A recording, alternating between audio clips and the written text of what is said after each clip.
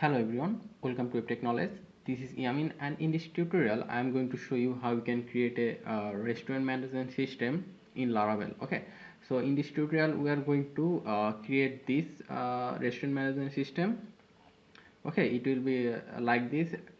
There will be two type of user, one will be customer and another one will be admin. Okay, admin can change all those food menus, and then the shape images can also delete them and update them as well. Okay, and user will be able to order the food online, and also user will be able to make a table reservation. Okay, so let's get started. I will start from the very beginning so that everyone can understand it really easily. Okay, so first of all we need to create a Laravel project.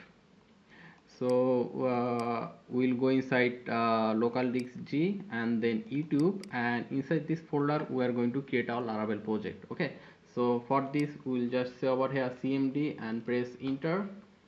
Now for creating a Laravel project we need to say over here Laravel new, and then the project name, you can give any name you want. Let's say the project name will be res to rent, since we are making a restaurant management system. Okay, so let's press enter, and it will take like 5 to 10 minutes. Okay, our project is created. So now we will close this cmd, and here you can see restaurant. This is the project that we just created, and if you just say over here cmd, and we will see over here php artisan serve. So now we can run this project. So we'll just copy this link, Ctrl C, and paste it in our browser and press enter. So here you can see this is the project that we just created. Okay, so now let's open this project using a text editor. Okay, so in this tutorial I will use Sublime Text. You can use any text editor you want. You can use Atom or Visual Studio, anything you want. So I'll just create over here, click over here, file, then open folder, and then we'll go to local disk G, YouTube, and this is our project restaurant. Okay, so let's click select folder.